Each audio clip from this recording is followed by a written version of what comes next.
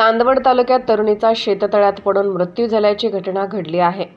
चांदवड तालुक्यातील कानमडाळ येथील ऐश्वर्या वाळुबा जाधव या तरुणीचा चांदवड येथील तळ्यात पाय घसरून पडल्याने मृत्यू झाल्याची घटना घडली। नरेंद्र धनालाल कासलीवाल, अंकुर कासलीवाल यांच्या शेतातील वाहुदार मुलीची आत्या सविता संदीप शिंदे राहणार साळसाने हल्लेमुक्काम चांदवड बासोबन मळा कासलीवाल मळा येथे ते राहत होते। 11वीचं शिक्षण घेण्यासाठी ती आत्याकडे राहत होती।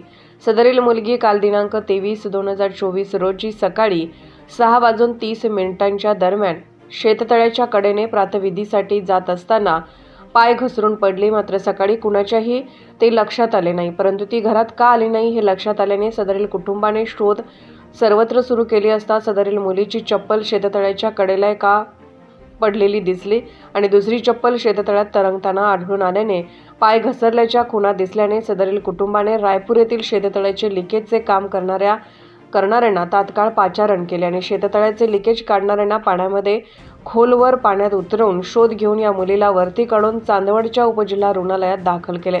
मात्र तेथील डॉक्टर आणि सदरील मुलीला तपासून मृत घोषित केले असून शवविच्छेदनासाठी पाठवण्यात आले आहे। सदरील घटनेचा पुढील तपास चांदवड पोलीस स्टेशनचे पोलीस निरीक्षक कैलास वाघ करत आहेत। लोकमान्य 24 न्यूजसाठी सोमनाथ जाधव, चांदवड।